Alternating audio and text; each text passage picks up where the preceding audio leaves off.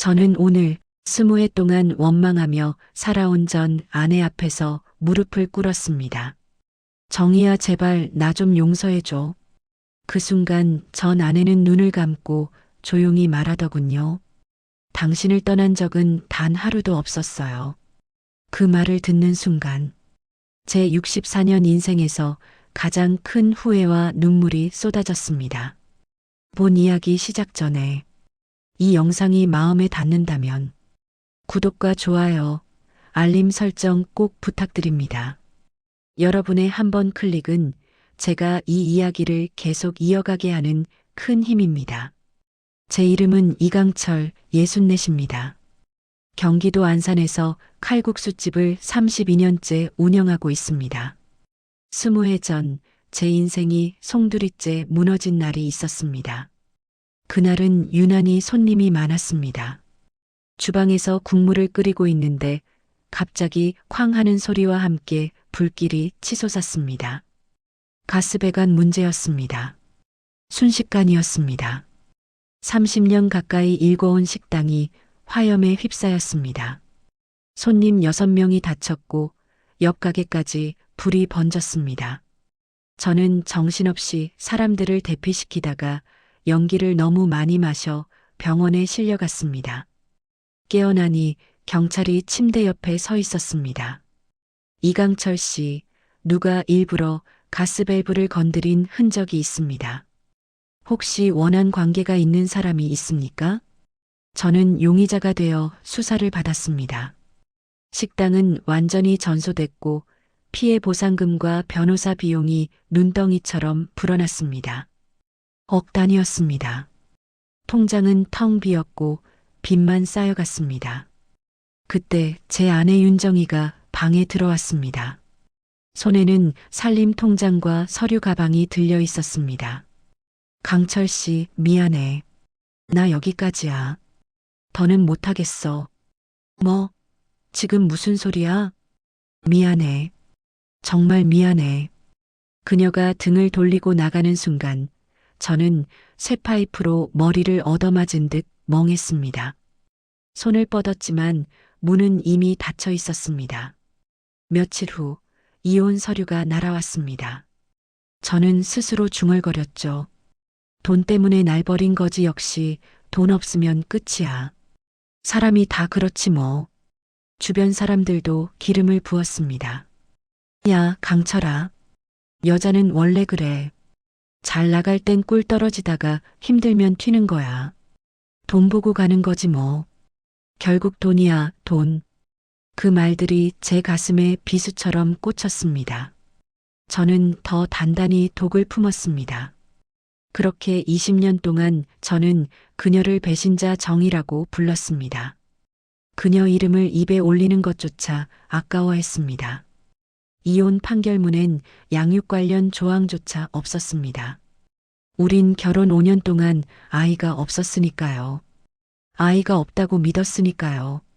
전 가슴 깊숙한 곳에 불덩이 같은 미움을 넣어두고 살아왔습니다. 매일 아침 식당 문을 열 때마다, 칼국수 반죽을 치댈 때마다 그 배신의 기억이 저를 짓눌렀습니다. 하지만 이상하게도 그것이 제가 버틸 수 있는 유일한 힘이기도 했습니다. 미워할 대상이 있다는 것, 그것이 제게는 살아갈 이유였습니다. 저 여자한테 망한 모습 보여주면 안 돼. 절대 안 돼. 그렇게 이를 악물고 다시 일어섰습니다. 20년이란 시간 동안 저는 단 한 번도 진실을 확인하려 하지 않았습니다. 확인하고 싶지도 않았습니다. 미움만이 제 심장을 뛰게 했으니까요. 한 달 전 구청에서 전화가 왔습니다. 사장님, 무료급식 봉사 인원이 부족합니다. 이번 주 토요일 좀 도와주실 수 있으세요? 솔직히 마음 내킬 리 없었습니다. 하지만 구청 직원이 계속 사정하는 통에 거절하기도 뭐해서 억지로 따라 나섰습니다. 토요일 아침 7시 급식소에 도착했습니다. 벌써 수십 명의 어르신들이 줄을 서 계셨습니다. 앞치마를 두르고 배식을 시작했습니다. 그런데 반찬을 나르는 한 여자의 뒷모습이 유난히 눈에 밟혔습니다. 머리를 정리할 때 뒤로 넘기는 손 모양, 허리를 살짝 굽히며 걷는 습관, 작은 체구, 모든 게 낯익었습니다. 심장이 쿵 내려앉았습니다. 설마 하는 마음에 고개를 돌려 얼굴을 보려 했습니다. 바로 그때 그녀가 돌아섰습니다. 윤정이었습니다. 20년 만에 본 그녀의 얼굴은 햇볕에 타 검게 변해 있었습니다. 깊게 패인 주름, 거칠어진 피부, 한때 하얗고 고왔던 그 얼굴이 이렇게 변해 있었습니다. 그리고 그녀의 손등은 굳은 살이 가득했습니다. 손가락 마디마디가 굵어져 있었습니다. 한때 피아노 치던 그 가녀린 손이 이렇게 변해 있었습니다. 가슴 한편이 무너져 내리는 것 같았습니다. 동시에 화가 났습니다. 고생은 내가 자초한 거잖아. 날 버리고 떠난 게 누군데. 정의도 저를 봤습니다. 순간 얼굴이 하얗게 질렸습니다. 쟁반을 떨어뜨릴 뻔했습니다. 그때였습니다. 곁에서 그릇을 닦고 있던 12살 남짓된 여자아이가 갑자기 저를 보며 말했습니다. 엄마, 저 아저씨 우리 외할아버지 사진이랑 완전 똑같이 생겼어. 코랑 입모양 좀 봐. 순간 머릿속이 하얘졌습니다. 외할아버지? 그 말은 혈연이 아니면 절대 나올 수 없는 표현이었습니다. 심장이 송곳으로 찔린 듯 멈췄습니다. 숨이 목에 걸렸습니다. 정희는 황급히 아이의 입을 막았습니다. 하늘아, 조용히 해. 왜? 진짜 닮았는데. 정희는 제 시선을 피하며 고개를 숙였습니다. 그녀의 어깨가 미세하게 떨리고 있었습니다. 저는 다리에 힘이 풀렸지만 억지로 버티며 배식대를 돌아 그녀에게 다가갔습니다. 목소리가 갈라졌습니다. 정희야, 너 잘 지냈냐? 정희는 눈도 마주치지 않고 차갑게 말했습니다. 여기선 일 얘기만 하죠. 봉사하러 오신 거잖아요. 그 한마디가 제 가슴을 다시 한번 찢었습니다. 20년 동안 미워했던 그 사람이 이렇게 힘들게 살고 있었다니. 그리고 설마 저 아이가 제 핏줄이란 말입니까? 머릿속이 복잡했습니다. 미움과 궁금함, 후회와 분노가 뒤섞였습니다. 배식은 더 이상 할 수 없었습니다. 앞치마를 벗고 밖으로 나왔습니다. 찬바람이 얼굴을 때렸지만 정신이 하나도 돌아오지 않았습니다. 그날 밤 저는 한숨도 자지 못했습니다. 천장만 바라보며 계속 생각했습니다. 설마 그럴 리가. 집으로 돌아온 저는 도저히 잠들 수 없었습니다. 머릿속에서 그 아이의 목소리가 계속 맴돌았습니다. 외할아버지랑 똑같이 생겼어. 새벽 2시 저는 벌떡 일어나 옛 서류 박스를 뒤적이기 시작했습니다. 창고에 쌓아둔 먼지 수북한 상자들을 하나씩 열었습니다. 이혼 서류, 화재 관련 문서들, 보험 서류, 경찰 조서 하나씩 확인했습니다. 그리고 맨 아래 상자 구석에서 노란 봉투 하나가 눈에 들어왔습니다. 20년 동안 한 번도 열어보지 않은 봉투였습니다. 아니, 열고 싶지 않았던 봉투였습니다. 손이 떨렸습니다. 이상하게 그 봉투만큼은 뜯고 싶지 않았습니다. 왠지 그 안에 뭔가 무서운 게 들어있을 것 같았습니다. 하지만 오늘은 달랐습니다. 알아야 했습니다. 떨리는 손으로 봉투를 열었습니다. 첫 장을 보는 순간 숨이 멎었습니다. 윤정의 이름으로 된 대출 계약서였습니다. 금액은 8천만 원. 날짜는 화재 사고 바로 다음 날이었습니다. 이자율 12%, 무담보 신용대출. 이게 뭐야? 손이 더 떨렸습니다. 다음 장을 넘겼습니다. 화재 피해 보상 합의금 지급 서류였습니다. 수취인은 제가 아니라 피해자들이었습니다. 옆집 슈퍼 주인 김 씨, 화상 입은 손님 박 씨, 이 씨 모두 합의금을 받았다는 영수증이었습니다. 송금이는 윤정이. 아니 이게. 다음 장, 또 다음 장. 변호사 비용 영수증 묶음이 나왔습니다. 목적란에는 이렇게 적혀 있었습니다. 피고 이강철의 형사변호 비용 전액 대납 금 2,800만 원. 화재 피해자 합의금 전액 지급 금 4,500만 원. 손에서 서류가 떨어졌습니다. 아니 이게 무슨. 저는 미친 사람처럼 서류들을 다시 집어들었습니다. 하나하나 확인했습니다. 날짜를 확인했습니다. 서명을 확인했습니다. 모두 정의 이름이었습니다. 정의 도장이 찍혀 있었습니다. 정의 서명이 되어 있었습니다. 정의야 너 이걸. 그리고 마지막 문서 뒤에 작은 종이 한 장이 테이프로 붙어 있었습니다. 20년 된 발행 글씨였지만 또렷했습니다. 정의의 손글씨였습니다. 강철 씨, 변호사님께 부탁드립니다. 감옥에만 가지 않게 해주세요. 강철 씨는 억울합니다. 고의가 아닙니다.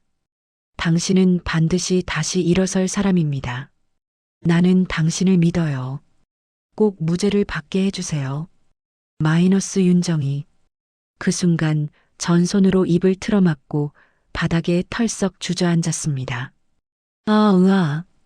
신음 같은 소리만 나왔습니다. 눈물이 폭포처럼 쏟아졌습니다. 목이 메어 숨을 쉴 수가 없었습니다. 20년 동안 미워했던 그 사람은 나를 버린 게 아니었습니다. 나 대신 지옥을 짊어진 사람이었습니다.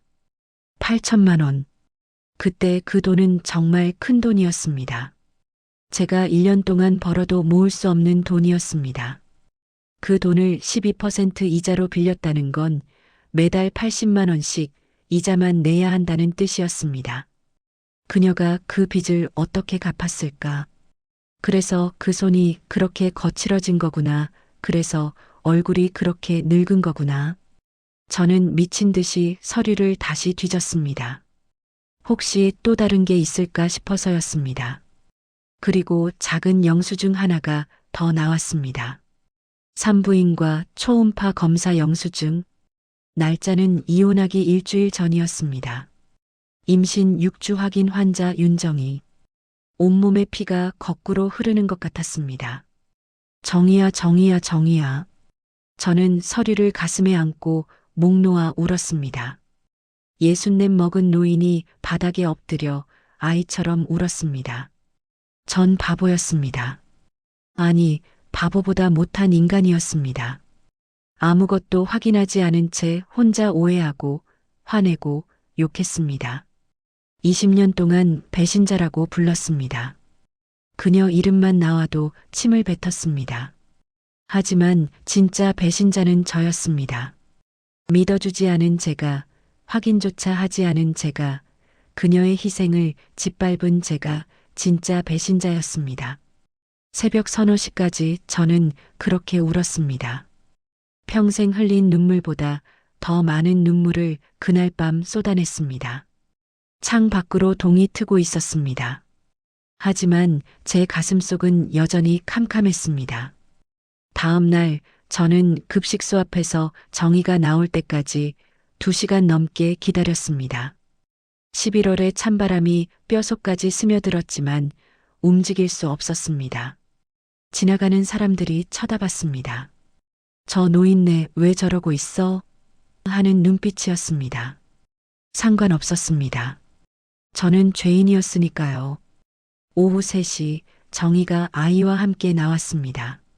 저를 보자 발걸음을 멈췄습니다. 놀란 표정으로 아이를 먼저 보냈습니다. 하늘아, 너 먼저 집에 가 있어. 엄마 금방 갈게. 엄마, 저 아저씨. 괜찮아. 가 있어. 아이가 뒤돌아보며 걱정스럽게 떠났습니다. 정의가 천천히 제게 다가왔습니다. 왜 이러세요? 가세요. 이제 다 지난 일이잖아요. 목소리는 차가웠지만 눈빛은 흔들리고 있었습니다. 저는 떨리는 손으로 주머니에서 노란 봉투를 꺼냈습니다. 정의야, 이거 왜 한마디도 안 했어? 정의의 얼굴이 하얗게 변했습니다. 입술이 파르르 떨렸습니다. 그걸 어떻게 왜 이제? 미안하다, 정말 미안하다, 내가 몰랐어. 정희는 고개를 돌렸습니다. 눈물이 흐르는 걸 들키기 싫은 듯 했습니다. 한참을 그렇게 서 있다가 정희가 작게, 너무나 작게 웃으며 말했습니다. 그때 얘기하면 당신이 절대 허락 안 했을 거잖아요. 당신 자존심 알잖아요. 여자한테 신세 지느니 죽겠다고 하던 사람이 어떻게 허락했겠어요? 맞습니다. 저는 그런 사람이었습니다. 자존심만 세고 쓸데없는 고집만 센 사람이었습니다. 정희가 계속 말했습니다. 그리고 그때 나 임신이었어요. 알고 있었지만 직접 듣는 건 달랐습니다. 온몸이 얼어붙었습니다. 당신 어머니가 말했어요. 아기 낳지 말라고. 우리 아들 발목 잡지 말라고. 지금 애까지 생기면 우리 아들 인생 끝난다. 어머니 말 듣고 애 지워라고. 정희의 목소리가 떨렸습니다. 그래서 그냥 조용히 떠난 거예요. 당신 미래 맡고 싶지 않았으니까. 당신이 다시 일어설 수 있게 짐이 되고 싶지 않았으니까. 그리고 이 아이만은 지킬 수 있을 것 같았으니까. 정희야. 힘들었어요. 정말 힘들었어요. 새벽 4시에 일어나서 청소일하고 식당에서 설거지하고 밤엔 편의점 야간 알바했어요. 20년 동안 하루도 쉬지 않았어요. 이자 갚느라, 원금 갚느라, 하늘이 키우느라. 저는 더 이상 버틸 수 없었습니다. 무릎이 풀려 그대로 길바닥에 무릎을 꿇었습니다. 정희야, 미안하다. 내가 평생 죄를 지었구나. 용서해줘, 제발. 사람들이 지나가며 쳐다봤습니다. 수군거렸습니다. 상관없었습니다. 저는 그녀 앞에 무릎 꿇은 죄인이었습니다. 일어나요. 사람들이 봐요. 부끄러워요. 안 일어나. 용서해 줄 때까지 안 일어나. 나 정말 미안해. 정희의 눈에서 눈물이 주르륵 흘러내렸습니다. 20년 동안 참았던 눈물이었을 겁니다. 꾹꾹 눌러 담았던 눈물이었을 겁니다. 왜 이래요? 다 지난 일인데 이제 와서 왜 이래요?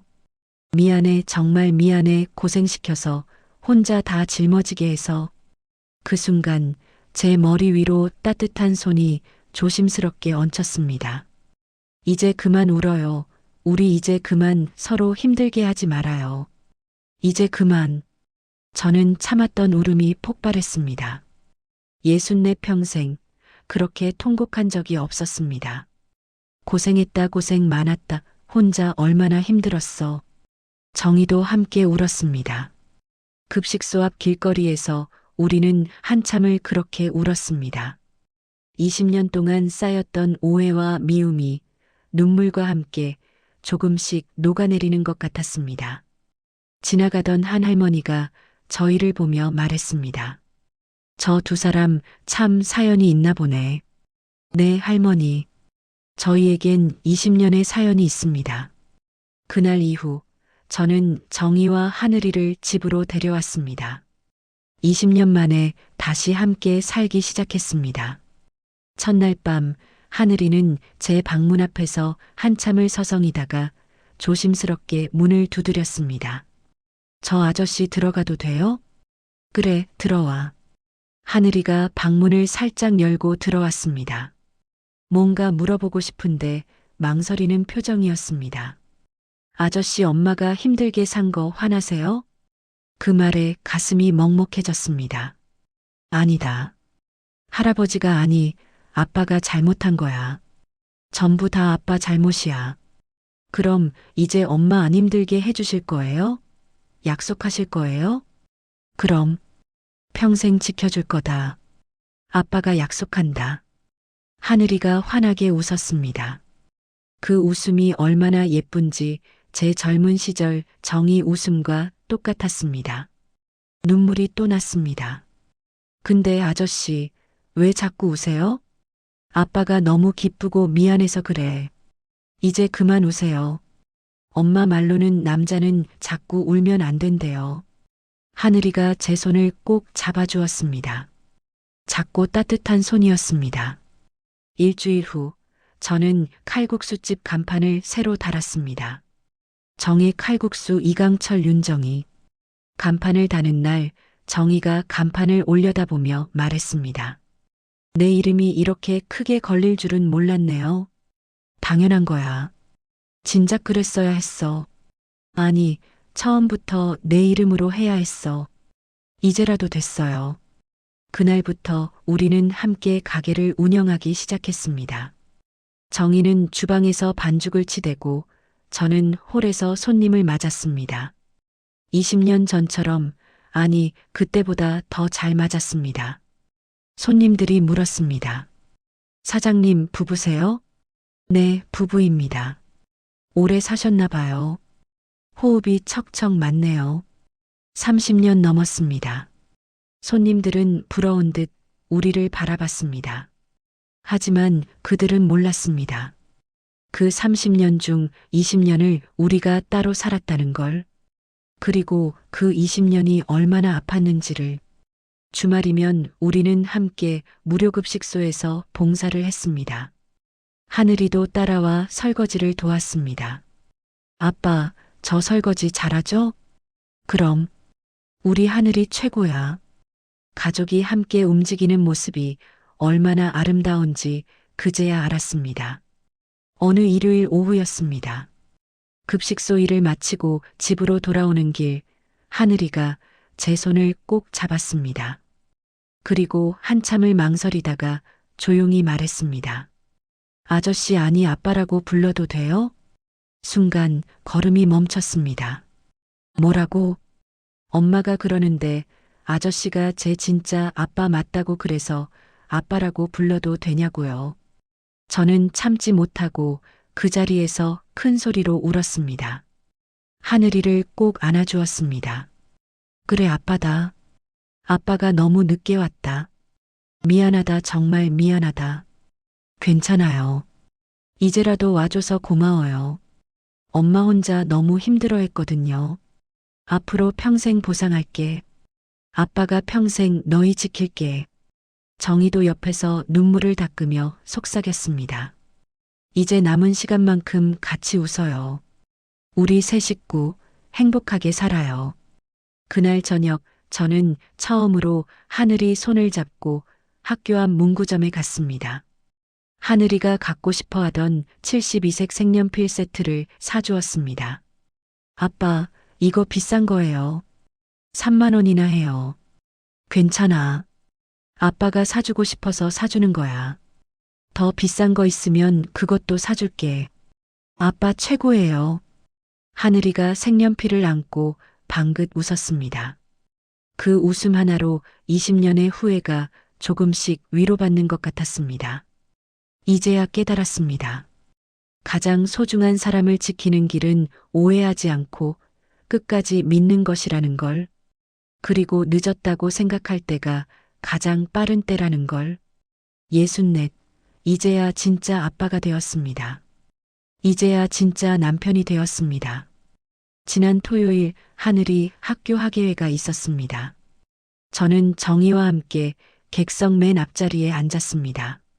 무대 위에서 하늘이가 노래를 불렀습니다. 가족이라는 제목의 노래였습니다. 엄마, 아빠, 나, 우리 가족. 늦게 만났지만 행복해요. 이제 함께 웃어요. 이제 함께 살아요. 노래를 들으며 저는 또 울었습니다.